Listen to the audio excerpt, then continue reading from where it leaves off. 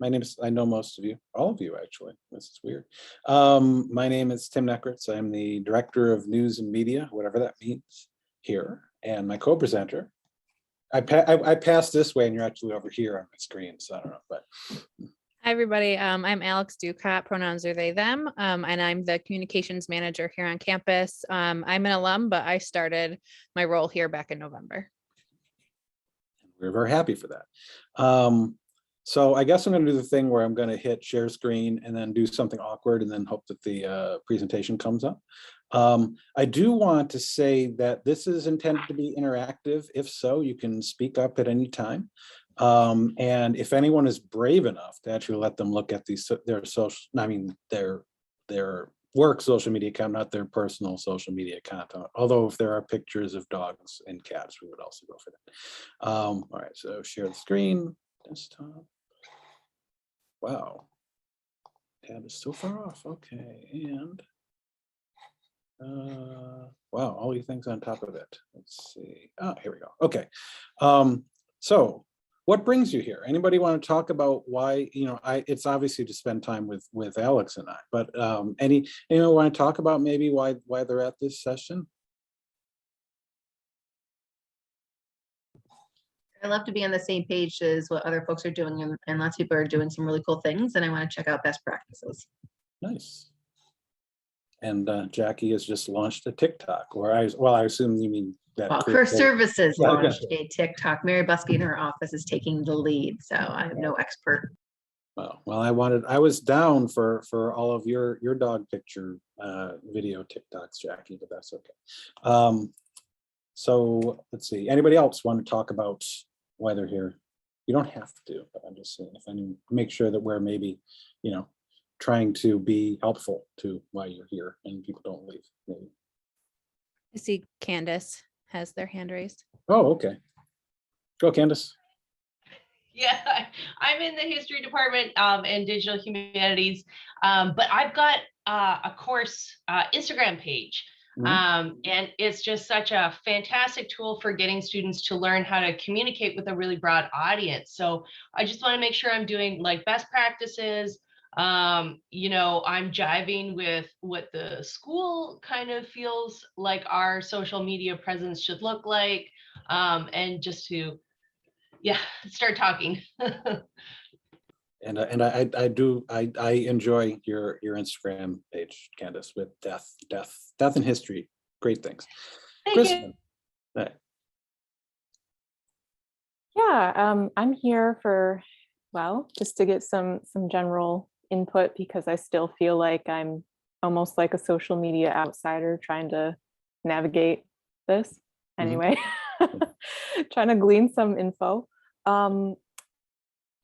I would love a tip about like how to make stories. Still don't really know when to use them versus a post. Don't know how to make them. So a note about that would be appreciated. And and advice for roping students into managing. Like I know we've done student takeovers on different people's channels.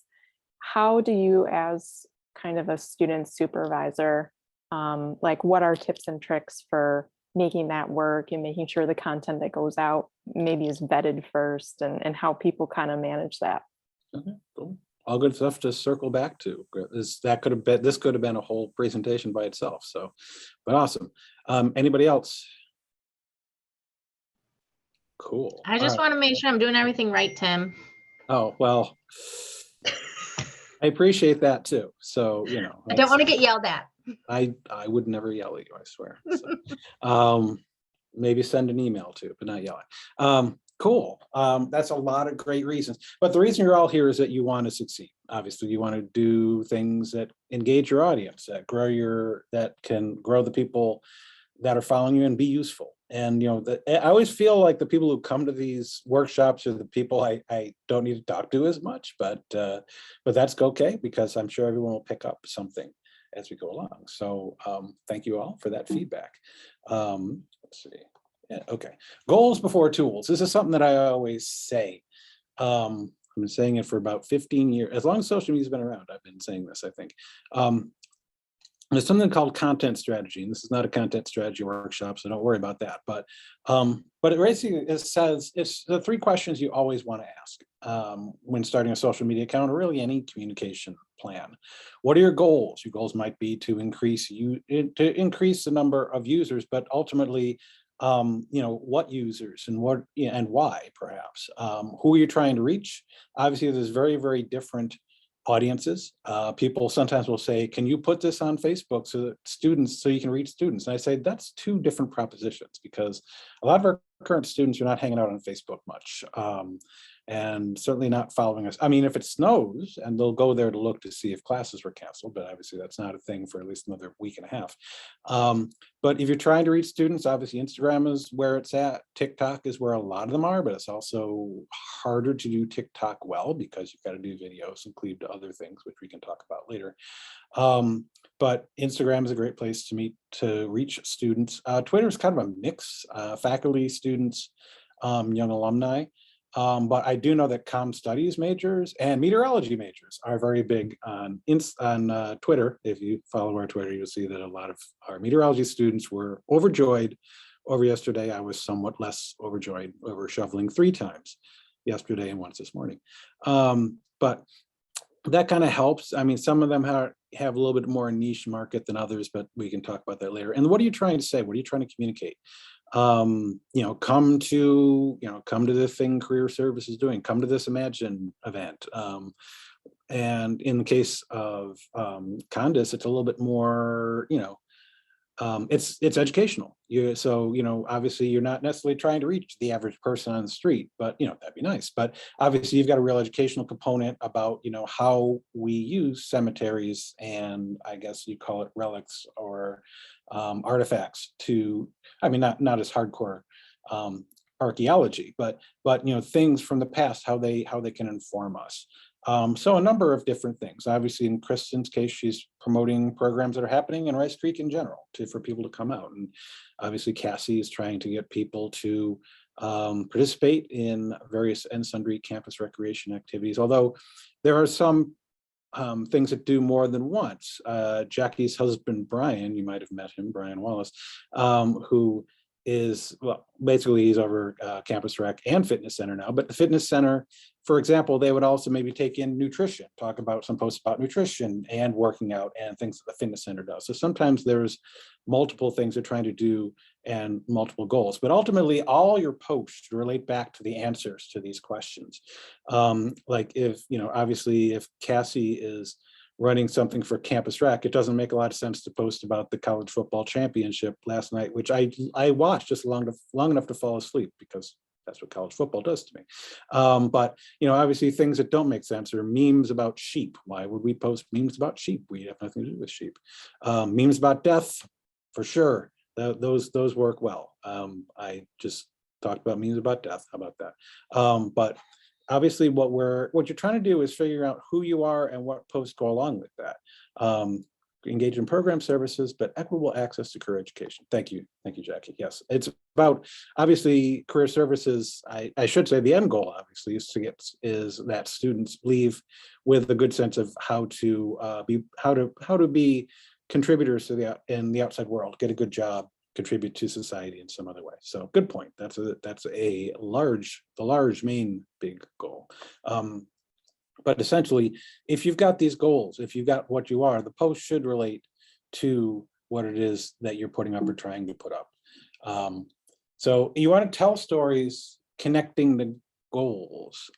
It's not about posting content. And Alex and I were just talking about this on Slack about an hour ago. Sometimes people post something just to check a box. Like, okay, I posted this thing. I posted this flyer and we're done. That's not good use of social media. Good use of social media is communicating and wanting people to take an action. So just saying, oh, well, I got this flyer, posted it, I'm done, check mark, I've done my social media for the day is not how you do it. It's about telling stories that support your strategy and your goals. So obviously in the case of, to go back to Rice Creek, because it's just, Kristen, you just give me such an easy example. I apologize for that. But well, I don't apologize actually, but for example, when there is, trying to get people to go on a walk, a nature walk Snowshoes probably will be needed this week. But a picture, and we've done it before. Alex and I have posted, beautiful pictures of trails in the snow and all the rest of that. It's just telling a simple story. It's like, hey, this is a cool place to hike. Obviously, there are details to that story, when that can happen, and a few more details about, whether you need to call ahead, check on weather, whatever it might be. But simple stories, or here's a faculty member or a student doing really cool research. Not, hey, this is a thing that's happening and this is a flyer that tells you nothing and doesn't give you any background on things. It's really trying to tell a story in, I guess, more of an artful manner. And Alex took my class many years ago and still wanted to work for us anyway. But I talk about advertising, and this is not advertising because it's not paid generally, but the communication, it's an art and a science. And the science is the analytics. You can look at, okay, how many people like this? Did we pick up followers? Did people engage with this? Are they seeing our content? Are they reacting anyway? But then there's also the art of understanding how a post is relevant, and also knowing who your top fans are. Obviously there's a lot of reciprocation in social media. After this, you can go on your social media channel of choice and like a bunch of posts, and chances are those people whose posts you like are going to like something of yours back, if they're normal people, because of reciprocation. People want to give back to those who are good to them. But really understanding, for example, maybe it's like with specific types of tags, and I know that Rice Creek tags us, and we've tagged Rice Creek before. So knowing that there might be some social media accounts that are familiar to you and who might share your stuff on a story and that type of thing. I'm gonna let Alex talk about stories and such later, but knowing who's in your social ecosystem, who are your teammates, I guess you would say, who are other people you can work with. And I've actually did a few years ago, during the before times, as I always call it, we would have some occasional meetings across various social media areas. And I would always say, if you have something coming up and want to get me a good photo and some copy, I'll post it on SUNY Oswego account. I want to promote cool things that are happening on campus. There's a lot of events coming up that I might want to promote. And so just making those connections. Alex is great on Instagram. I think they've connected with about 100 student clubs and orgs already. Maybe I'm exaggerating. But knowing the DM, the back channel, how to get a hold of somebody, and know what the types of things are that we post, and giving something to us. So, and you all are, welcome to do that, to send us, again, gotta be photos, but, with a little bit of copy, makes for some really, really interesting stuff. If there's a big, campus rec event coming up, that's great. And I definitely, want to talk about, cemeteries and stuff come next October. I'll try to remember that, I'm sure, because that's always a really really good tie. And think about timely and topical, and how those all things work together. But a lot of it's seeing what other accounts post, and maybe that's other colleges or other people who are just really, really good at Instagram, that might be even regular old brands, and see what they do. And some of you have talked about takeovers. The takeover is something that I actually stole from St. Lawrence University. A friend of mine named Meg started that many, many years ago. And so that's the first time I started doing takeovers, were Laker takeovers. So now it's a very, very common thing, but I'd never seen it before St. Lawrence did it. And obviously your students are to a degree, your stars. It's great to post them, even pictures of them. And I see a lot of clubs and orgs, they'll post pictures when it's someone's birthday, and oh, this is our vice president of so and so, and they talk about them, and that's fantastic. That's an excellent way of letting people know who you are and who are some of the people in your organization. So it's really, there is some art to it, but there's also some science of seeing what works, and then measure what works. I'm using an example here of the biological sciences department. Again, I could have totally stole that. As soon as I saw Chris signed up, I totally could have done that, but I didn't want to have something on here that she didn't have, or something like that. Then I didn't want to feel like I was, telling her what to do. But let's say you're the biological sciences department. Actually, one of you kind of works them, but your goal might be to increase recruitment, retention, and engagement for the biological sciences. Obviously, we all are about recruiting in some way. We want good students in our classes, in our residence halls, serving as navigators, or whatever it is.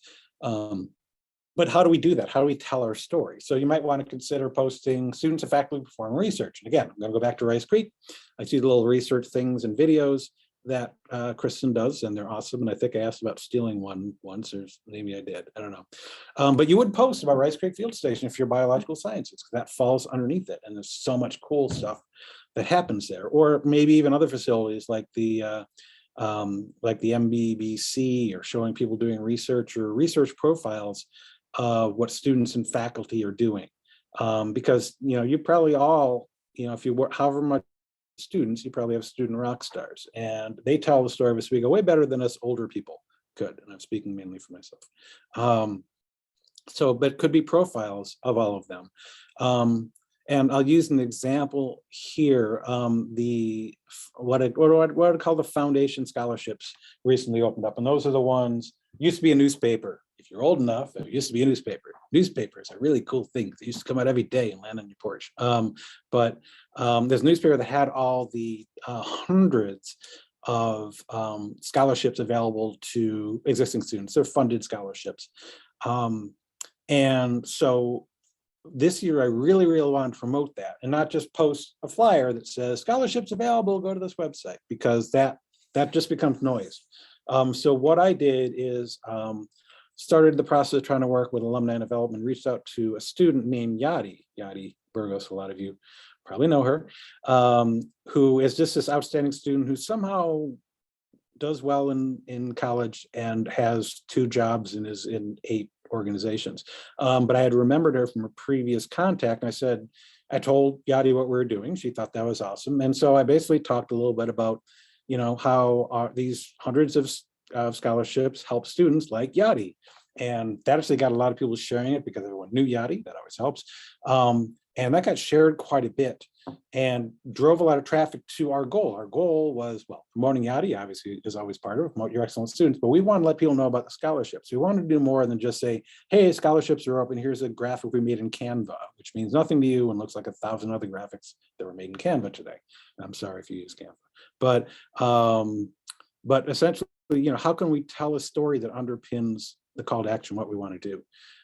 So success stories of students, faculty, alumni in your department, of which there are many in biological sciences. So whatever your area that applies.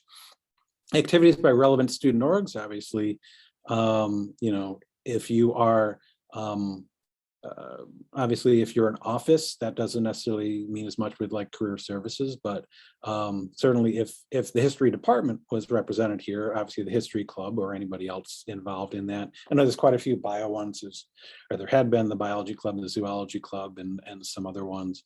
But basically, showing what students can do. I always put a lot of the lens of like a 17-year-old looking at colleges. It's something that happened a long time ago for me, but does this post make me want to consider going to Oswego? Is generally something that I think when I'm posting things, and that Alex presumably thinks when they post things as well. Thinking about your target market. Obviously with Facebook, it's not the same because it's an older, and we're basically posting toward alumni and parents and community members on Facebook. So but something that's happening on campus that's really cool, yeah, sure, that's an excellent thing. So posting about cruising the campus before that got scaled back because COVID sucks. But things that happen on campus that people in the local community might want to be involved with certainly makes sense. What not to post? Memes that have nothing to do with biological sciences, because then you're off brand. And I see people do this a lot. I bang my head against the floor. Irrelevant information that clutters feeds. I forgot how many accounts SUNY Oswego follows, but we follow quite a few accounts. And some days I log on and all I see are flyers. And I finally scroll and I see a human face. I'm like, oh God, a human face. I remember what they look like. You want to stand out. You want to show, not just tell. So, I mean, obviously it's always great if you can get a beautiful photo, and photos of snow and sunsets do well. I put one up of the popsicle sculpture today, which is doing fairly well. And I got the feeling back in my fingers a couple minutes ago after doing that, which was fantastic. But the scenics, and Alex, one thing they talked about too is how many other colleges use scenics and that type of thing as well. And we got the best scenics here. I don't care what your college is, our scenics are better than your scenics. And so something related to that might be good. Obviously, it's for something, a graveyard again. I mean, we call them thumb stoppers. If I'm scrolling and I see a graveyard, I'm stopping, that's for sure. Or pictures of birds or dogs or whatnot. But trying to find things that stand out in some way and don't feel like clutter, that feel like signal instead of noise, I would say. And flyers and inaccessible graphics. And Alex will be happy to talk more about accessibility and whatnot. I believe, if I remember how this goes, that Alex is up next. Alex, it's all you. Alrighty. Yeah, I want to go back to the Canva templates just really quick. And around the next major holiday, if you're on Instagram, I want you to just count how many people use the same template. Just throwing that out there for you to kind of keep in mind, like the next time you're thinking of maybe using a template, because you'll find that most people are picking the one that's the most popular and you'll disappear within your algorithm. So just to test, like, so Valentine's Day is a great one. So well, Martin Luther King Day, where people will take the same MLK quotes and put them up in the same Canva thing. Yep. Christmas, CEO, Center State CEO, Oswego Fulton Chamber of Commerce, and about 4 of our student groups used the same white background with the gold ornaments. And I was scrolling and I would never have been able to have like told you the difference of which groups had I not stopped to look at it, because of, knowing that we're teaching this and everything. So, we could have also labeled this, training Canva is garbage, but I'm more than happy to do another training with you about that. So my portion today is on social media accessibility, with a caveat of I could have done a 2-hour training on this with everybody. So I know that this might not feel very digestible, and I want you to know that I'm more than happy to do one-on-one trainings with anybody that wants to do this more. Our accessibility website also has a lot of these tips and tools on it as well, but this is a little bit more personalized for social media in the sense of like emojis and the special text is what I'm going to focus on. And then again, please reach out to me. I keep hearing from people like that they don't want to bother us or me, and that's my job. Please bother me. Like, I want to come to your office. Like, I want to come train you. Not only is this something that like means a lot to me and that I nerd out about, but like, this is just something really important. There's legal standards that we're held to for accessibility, but also, especially in service of our students, like, we should be doing social media in an accessible way for everybody. So I threw up this quote. The one argument for accessibility that doesn't get made nearly often enough is how extraordinarily better it makes some people's lives. How many opportunities do we have to dramatically improve people's lives just by doing our job a little better? And I just love that quote. And so I wanted to start my presentation off with that. If you want to go to the next slide. So could you imagine being on the internet and experiencing this? And I hope that this plays.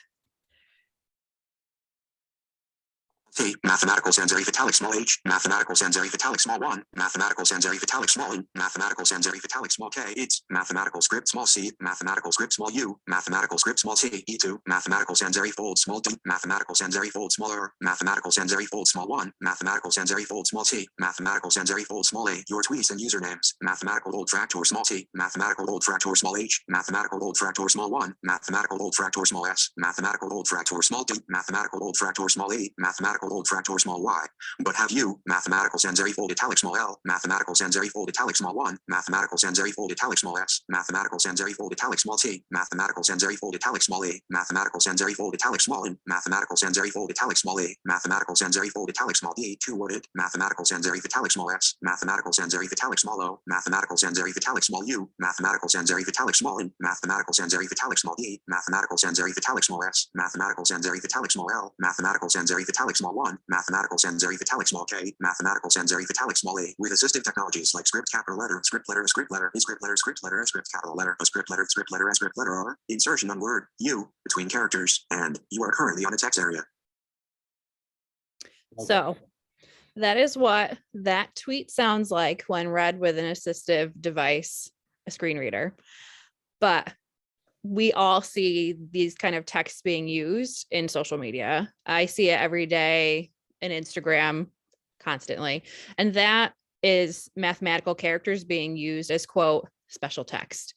So when we talk about accessibility, right? Like what are the things that we are seeing that are popular, but what are the things that are right? And it's kind of that quote of what's right is not always popular, but what's popular is not always right.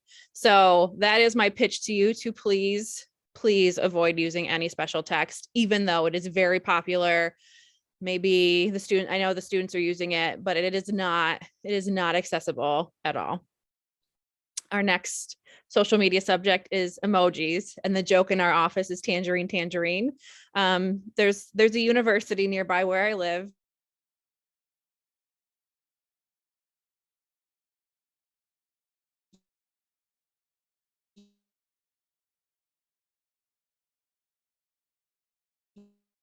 Their mascot's an orange, and so they're using an emoji that looks like an orange, but in Unicode and on a screen reader, it's actually read as a tangerine. And so the joke in our office is tangerine, tangerine.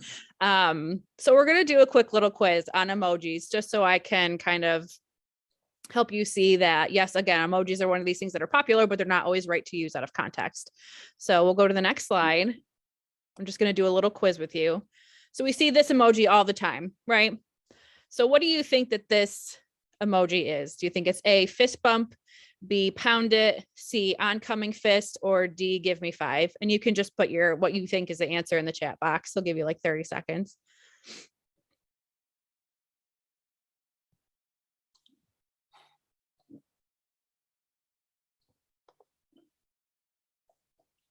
So we got A, but I see it's C because Zach is clever that way, and A. So Okay. Let's go to the next slide.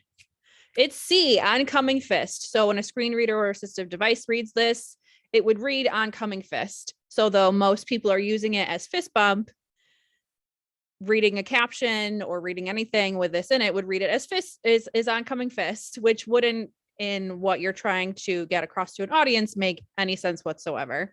And then here on the right-hand portion of the my slide is what Unicode came up with. And it first was in 2010 named fisted hand sign.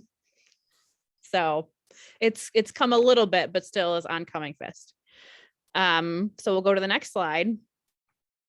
So we'll guess the emoji. So A, shooting star, B, dizzy, C, seeing stars, or D, star ring. This is another popular one I see all the time. So we gotta vote for D, A, B, I'm old.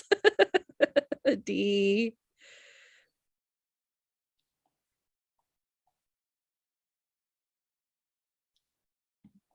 I think it's A, imagination would be D. oh, that's a good point. Okay.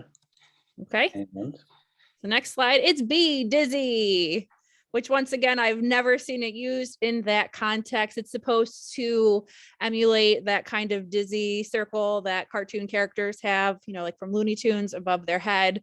But again, we have to also think generational, right? So we grew up with those cartoons, but a lot of the folks on social media, especially Gen Z, did not grow up with those cartoons either. So I generally see this emoji used when things they want to like sparkle or happy, and they're emoting something, not like dizzy, disoriented, intoxicated, or sick. So again, using emojis, they actually have a message. And so if you're, again, if somebody's using an assistive technology device, they will be completely confused when you have something like dizzy, I'm so excited to go back to campus. Oh, okay. That makes sense. So again, next slide is some do's and don'ts for social media. Again, this is going to feel like a lot. It can be a lot. I've made I'm going to throw it in the chat, a Google Doc for you all to have. There is a link on there to a Hootsuite like one pager that has basically all of this on it. It's one of the most digestible trainings for anybody that basically, if you're not a communications professional and this is not your everyday job, that's what I feel like this is. I pulled this from, and I feel like any person can kind of sit down and read it and be like, okay, like I can do social media. Because I think what y'all don't give yourself credit for is that you're doing the job of somebody who has like a 4-year, like I have a 4-year degree in communications and I've worked in this field for 10 years, and y'all are trying to pick this up and basically have another job. And so I give you credit for wanting to do this and to do better. So I'm just going to go down these very quickly because I want to leave time for us to be able to talk since it's already 3:30. I think so. For on the do side, writing in plain text and inclusive language, I know in academia this can be very difficult, but kind of the rule of thumb is that we talk on the internet at like a 4th grade level. That's really hard for some people to digest when we are coming from higher education. Yes, you can share the document with your students. Absolutely. We're going to be doing a training with student involvement in like 3 weeks where we'll be doing this, basically the same presentation with them as well. And I'm going to be hopefully sitting in the point once a week with them as well. So like the more students I can see this, the better. Like, please share away, give them my email. I want to talk to them. So, yes, please. But yeah, so plain text, inclusive language, kind of goes again, free of jargon. If you are using anything that's like high level, you've got to figure out a way that any single person, because it could be a parent of an oncoming student or incoming student that, got their GED, you want them to be able to, figure out what it says and, make that choice for their child if they want to come here or not. Camel case hashtags. This is because screen readers will read hashtags if they're not camel case all in one word. So for instance, Black Lives Matter will be read Black Lives Smatter on with a screen reader. So the camel case helps basically break it up as words. Putting hashtags and mentions at the end. Again, hashtags and mentions can break up when somebody's using a screen reader, your sentences. So putting everything at the end just helps with readability for those that are using assistive devices. Adequate and readable font size and like chunked paragraphs and bullet points, that it's just for readability. So like, have you ever received an email and somebody decided to like dump on you like 4 paragraphs and you look at it and you're like, I'm out, like I can't read this. This is same principle kind of applies for social media. People will want to read your captions, but you have to ensure that they're broken down enough so that they're manageable chunks and they're readable. Alt text and image descriptions. Every single photo that you put on Instagram, Twitter should have alt text and image descriptions. And that's one of those things where I can walk you through how to do that in all of your social media platforms. Putting all relevant info, your who, what, where, why, when in your caption so that people aren't looking around for that information. That's a little bit more complex that I would have to show you, like being on my phone to show you. I can answer the alt text and stories. If you want to actually stay on after this, I can do that with you too. Okay. Using video captions, open or closed. A lot of social media platforms now, so like TikTok is really great with captions. Instagram's really great with captions now. I'm an advocate of open captions just so they're always on. The neurodivergent community is really pushing more towards, also needing and realizing that captions are necessary. So having that option of just having an open caption on versus closed captions where you have to sometimes know where to manually go to turn them on. I try to get across to folks that at any point in your life you can become disabled. I think a lot of people assume that like, oh, these people are born deaf. They know how to be deaf. They know where to go to turn on these functions. Like they know where to put on closed captions, but like you could become deaf tomorrow and you wouldn't know like, where's the closed captioning for YouTube? And so I advocate that sometimes just put open captions on. Nobody has a choice to turn them off and just let it be accessible. Color contrast on that sheet. The very last link is this great tool you can download to your computer to when you're making even like classroom documents, or if you, for whatever reason, have to make an image and a graphic for social media, that the color contrasting is right. And also it will help you avoid the rules of like avoiding red, green, or blue, yellow for the folks that have the color blindness. It'll make sure the rule is always better of like light to dark or dark to light, but some people really like to do like a green with like a red on it and you can't read anything. So this just helps you with like color readability. And staying informed, again, doing trainings like this, doing our accessibility challenge, going on our accessibility website, again, contacting us, all those things. And then we've kind of covered this, don't use memes or text images to convey your whole message. Again, if you just plop up an image with text in an Instagram post, a screen reader can't read that, and then you don't put a caption, I might email you. If you're on this training right now and you do that, I will email you, because if there is no caption for that image, then anybody that needs any kind of accessibility measurement at all will not be able to read that and get anything from that post. Well, I'll use a practical example. If you're posting something for a scholarship, and you just put up a flyer with no text that can be read, congratulations, you have just discriminated against anyone with a screen reader. And that's really where you can't get into hot water for that type of thing, because it should be available to everybody. Back to you, Alex. Again, we talked about emojis.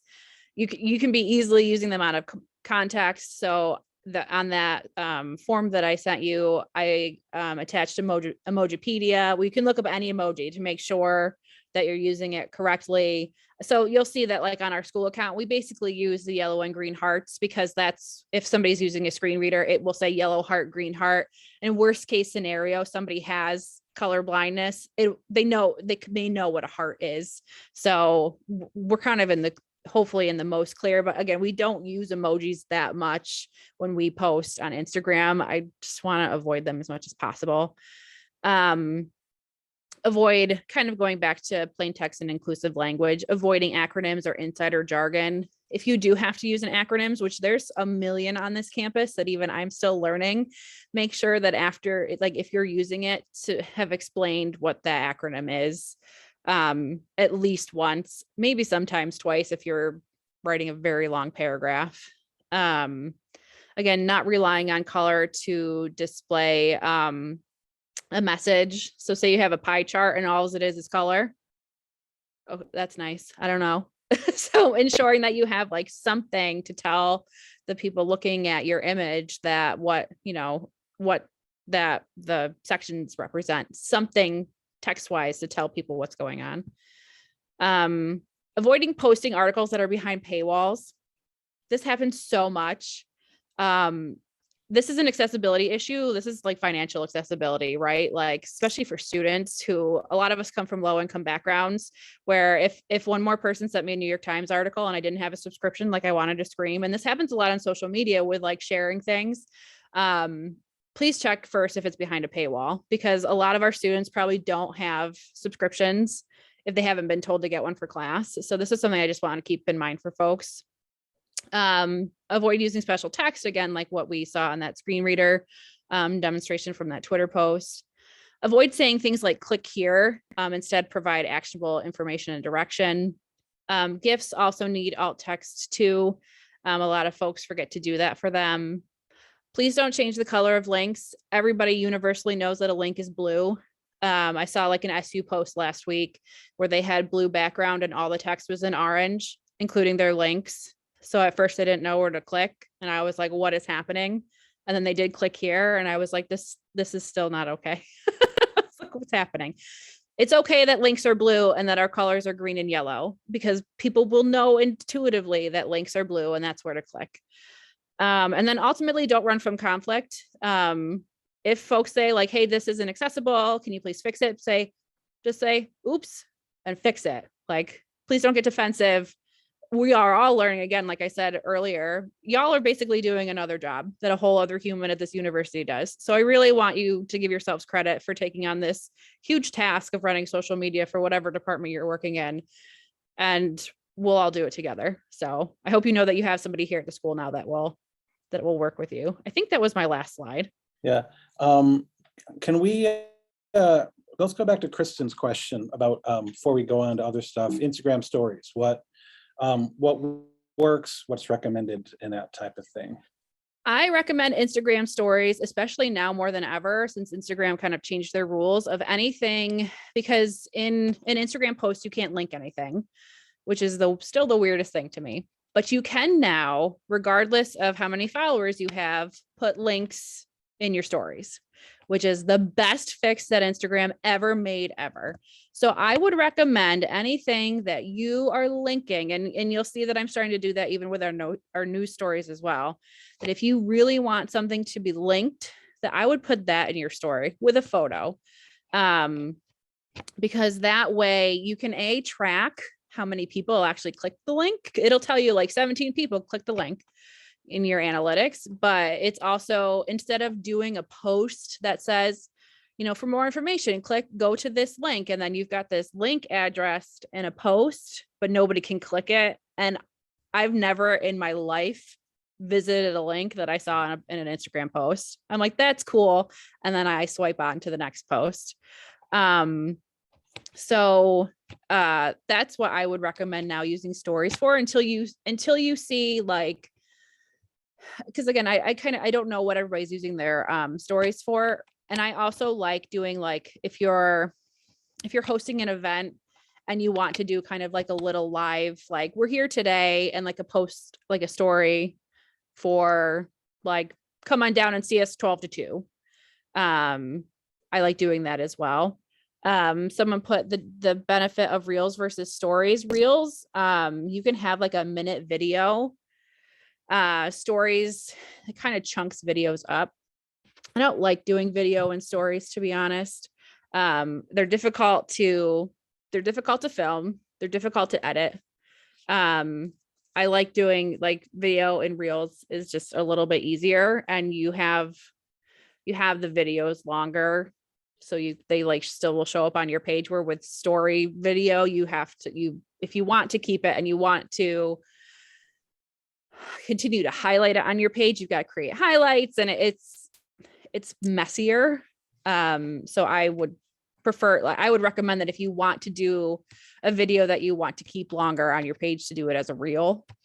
But also being mindful of the thumbnail that's going to show up on your page. So, like, if you do a video that you created in like a software, some kind of service, and the first thing, the thumbnail is like just a green image, which we were guilty of back in November.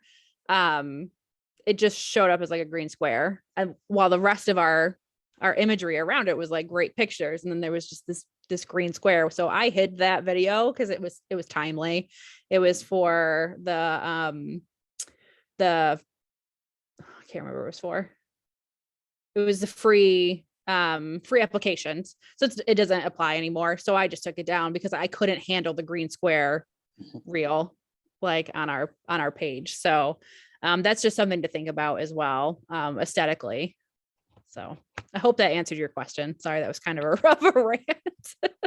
But basically, like I say, some people put all their stories and their posts and the stories. That almost seems kind of redundant. Mhm. And like, when going to a reel, like, the only reels that I watch, honestly, are the musicians that I follow personally, not SUNY Oswego. SUNY Oswego might follow some musicians, I don't know. But that makes sense for like a short form. And basically, they put reels in there because they wanted to be TikTok, because everybody wants to be something else. And Instagram displaced Vine and a couple other things when they started doing what they did. So basically, all social media channels just want to cannibalize somebody else.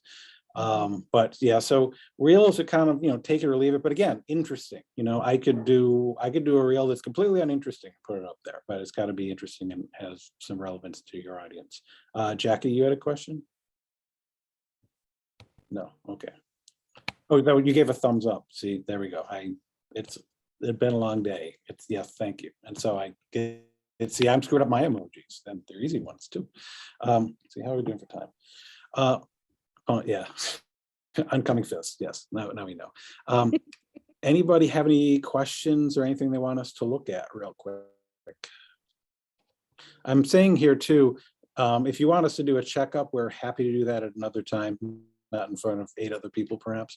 But anytime you want to do that, we enjoy it. We've done it for other accounts. So if you want to say, hey, can you check on my stuff and tell me or give me advice on how to make it better and that type of thing, 'cause that's really what we're here for. Well, among other things. But this is something that I know Alex is dedicating themselves to a lot more. You mentioned working with student orgs, because a friend of mine who's been in social media game longer than I have estimates that the official college account probably only represents about 5% of what students or prospective students see. We'd like to think they're looking at our stuff, but they're probably looking at a lot of other stuff too. So if our student orgs, if our other major accounts are not doing things that are accessible or good, that reflects poorly upon all of us. And so that's part and parcel of what I think our next vision quest for the next year or 8 or so is going to be, is trying to the rising tide that lifts all boats, trying to make sure that everybody's stuff is better, because we all benefit when people across the campus are doing better things on social media.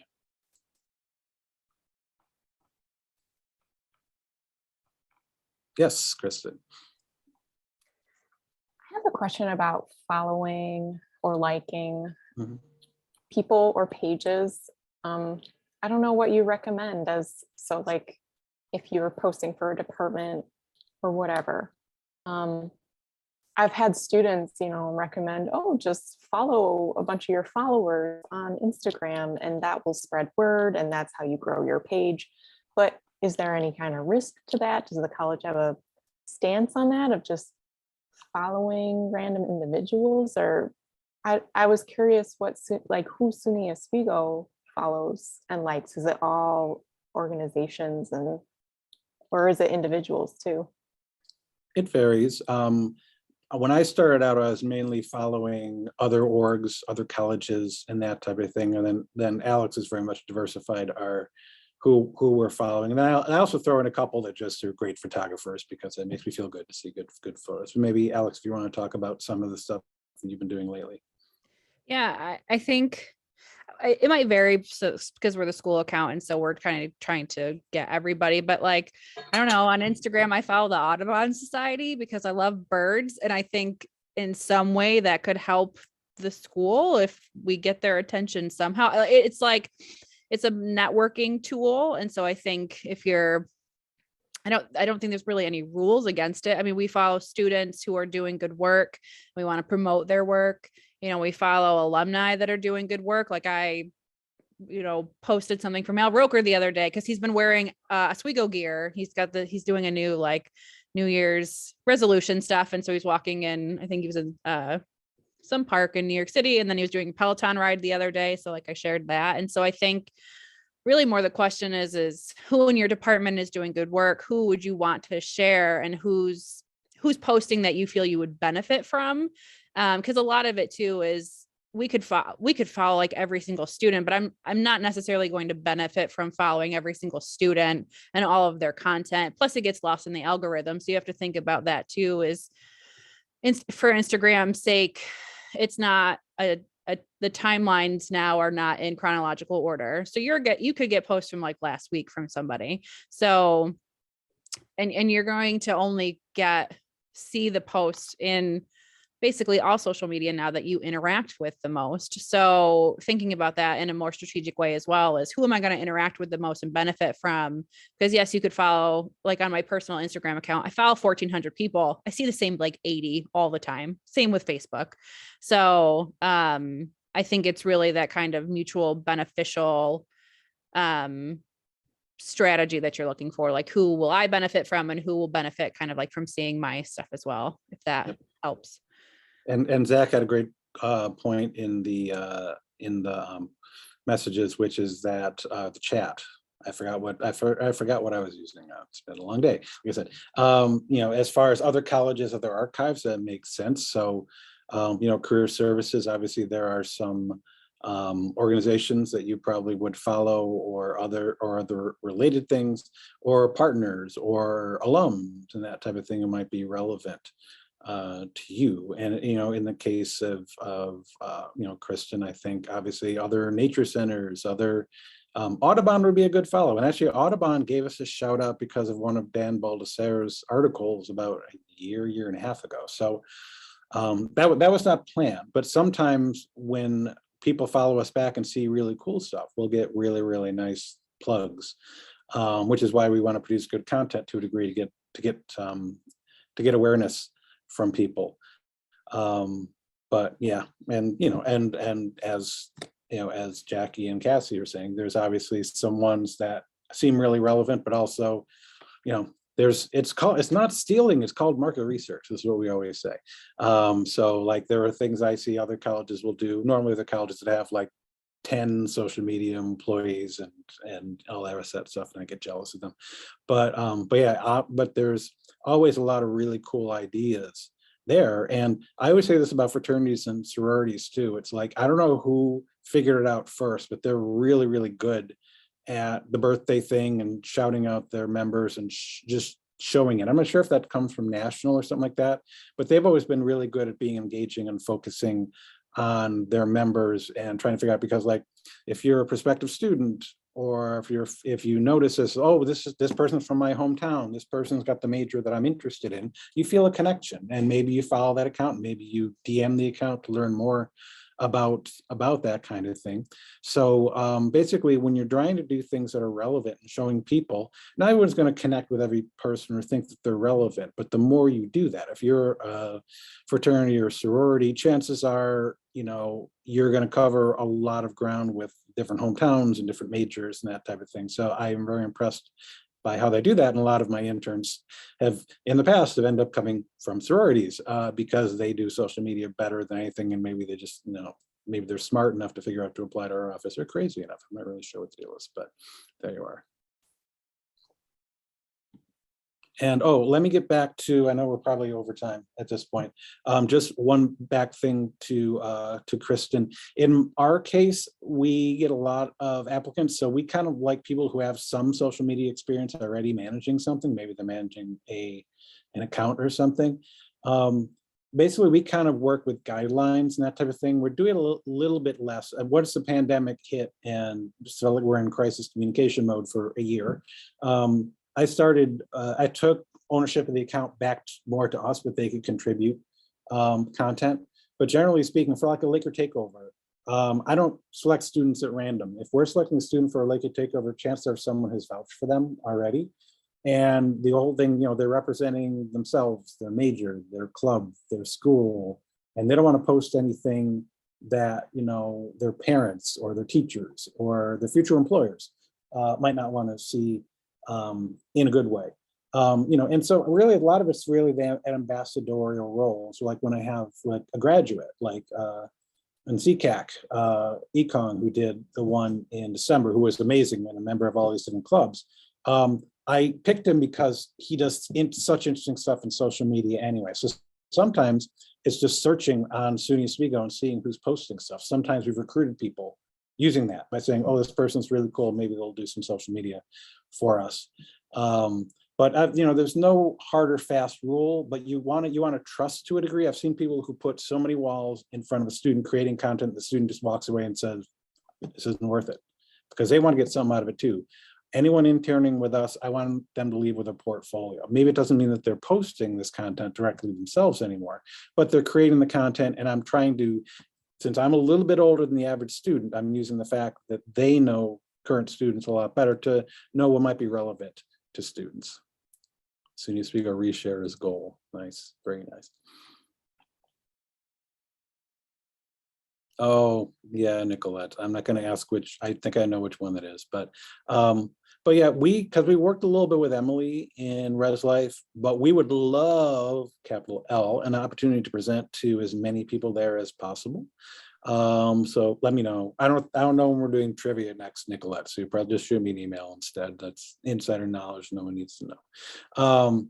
But yeah, I mean, and that's a good point too, is that from a Res Life standpoint, if you're featuring career services or internships or international ed, that's awesome because you're showing what your population can do. So that's definitely a good thing. And obviously, every res hall has lots of students that they can post, or even RAs. As far as that goes, as far as release form, I try to get like just an oral arrangement, because the thing you can't do, you can't use someone in a paid advertisement, a promoted post, if they haven't signed off, because then they become a spokesperson once that happens. But if you're featuring a student, just generally if they know what it's being used for, that usually is enough. We've never had someone come back and been mad about anything that we've done. Somebody did do something with an ad, which was an agency which did not go well because they didn't bother to ask us about the photo. But yeah, so there are ways you can cull photos, and Alex, I know, will see a really cool photo and ask if they can get it and share it. And I think that's a great strategy, because we've seen that too, or like we'll see someone does really good work and I'll like, can I feature some of your stuff? Because if there's a student artist doing really good work, a photograph or something like that, it's a great way to get good content, but also promote what that student is doing, and thus by connection what our students are doing as a college. And I think we're over time. But yeah, these are our email addresses. We'd love to hear from you. I mean that, especially if you want some training, some advice, some analysis. That's stuff that we want to do, again, because we want everybody to be doing great stuff. We're not going to tell you what to do as far as, oh no, you should never post X, Y, Z, but maybe give you some advice, some example. Well, yeah, there are things you shouldn't do, but trying to figure out, okay, well, what might be things that make sense for you. We're all for that, and for brainstorming. I've done that with a lot of student orgs and departments and said, okay, have you thought about posting this or that or the other thing? And that really helps out a lot, because as Alex has said repeatedly, this is not your main job for most of you.